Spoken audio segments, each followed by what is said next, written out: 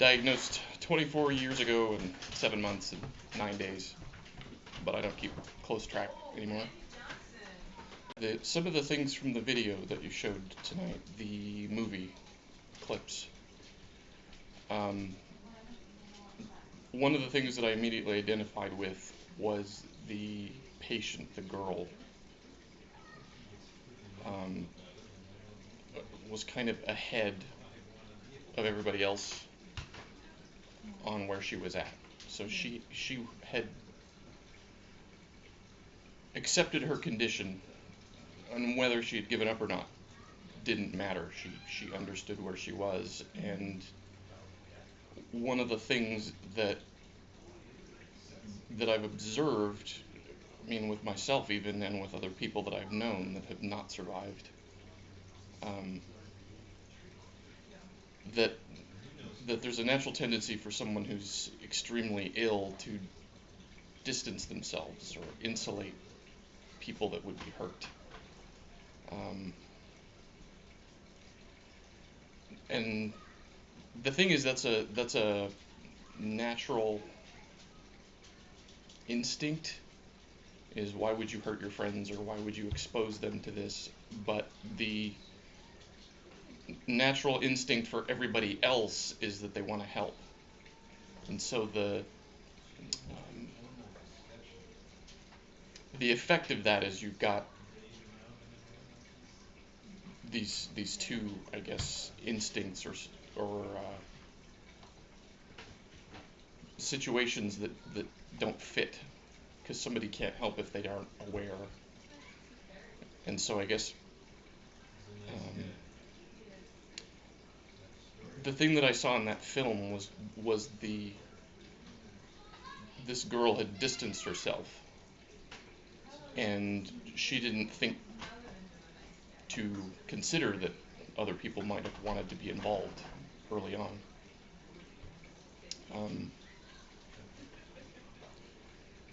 So I guess I'm not sure if there's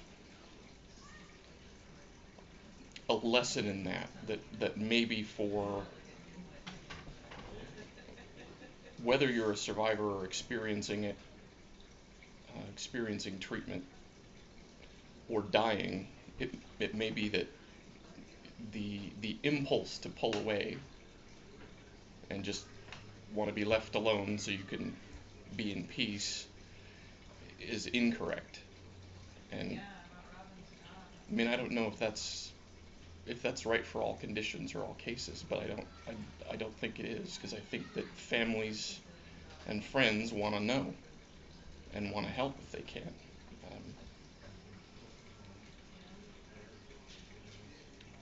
So it was, I guess, just interesting to me that the stuff I was seeing in that video was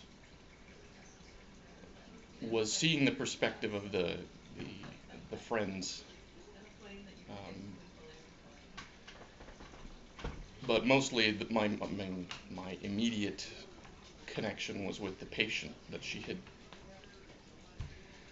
created a wall around herself, more or less, of the only people that know is maybe her parents and her doctors, and that was it. And that in my opinion, is not a correct course of action. So the other characters in that should have known if she was that close. So I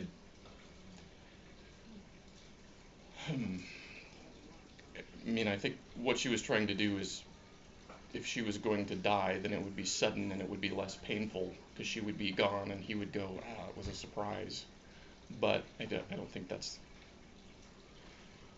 the right thing to do, because she would have been gone and he would have thought, why didn't she tell me? That there would be some betrayal there.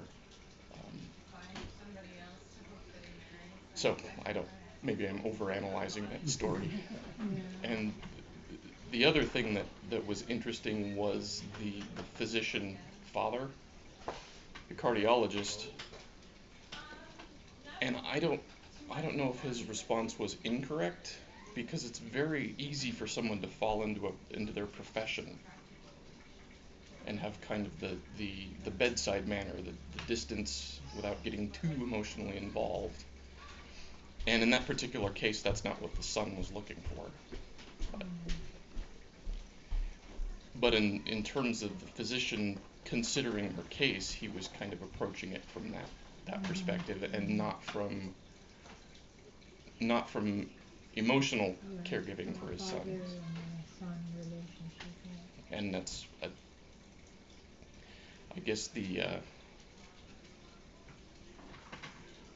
only thing he could have done in that case was support his son or review the case and find out that the situation wasn't good. And then the question is, was he trained for that? Because another thing that people naturally tend to do is pull away. And that is an interesting contrast. Family and close friends are more interested in being involved, getting closer, wanting to help, whatever they can do, even if it's nothing, even if it's just talking or something. And acquaintances or more distant relations tend to recoil, they tend to disappear. And that's actually consistent with my experience. And I don't know if that is an American thing or if it's just a kid thing. Because when I was diagnosed, I was 17, and the people I heard from the least were the immediate friends that I had in church. And the list of people that actually stayed close and stayed in touch and stayed involved with my life were closer friends in high school. And it turns out not from the church. And I don't know if that was just my particular case, or, was it how close they were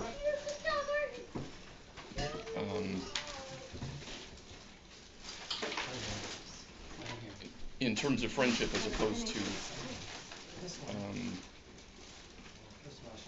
participating in the same church. And I guess that was a little odd to me. And as a friend of mine explained, it may have just been the church. As in, that particular group of kids, it was a dozen people. So that's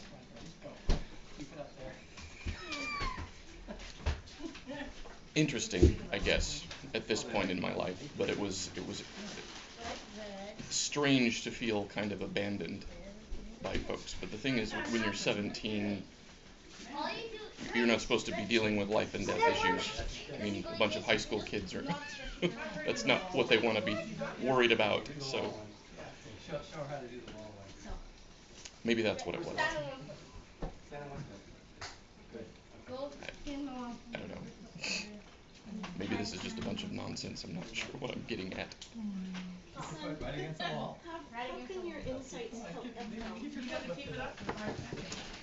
This is working so brilliantly. Sharing. I think once it started opening up from the heart, it just really brought it all to life. Amazing. Amazing. Oh, is a pillow that... Maybe. I feel like I'm rambling. Unfocused. How can you envision yourself being actively doing it? Well, that's a good question. A lot of the symptoms, a lot of the medications, chemotherapy, side effects of different drugs, there's a lot of that stuff I still remember very, very well, and being able to discuss that so people that understand what's happening to them and why. Support system. So that's something that would be easy for me to do. Talking to their family members and friends and explaining the same things, what's happening. I remember in high school, people not knowing what leukemia is and kind of being afraid, like it was something that could be communicated like a virus or something like that. So, I mean, information type of counseling would be easier for me to do. I mean, I don't know if that's needed. A lot of that stuff is pretty well documented, so I don't know if that's already been done.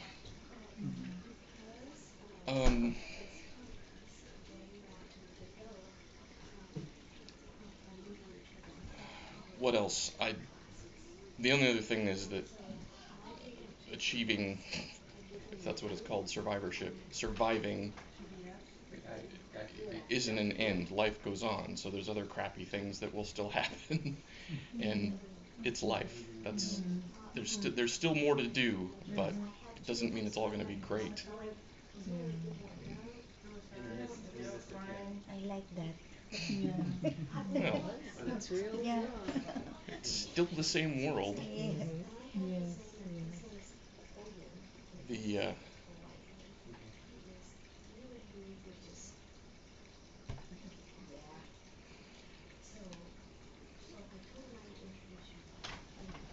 I'm not sure if there's a story or analogy that fits quite right, but it's going through chemotherapy is tough, and if you live, things can still be tough. Yeah. That's a good word. Good word. But that's the nature of the world. Yes.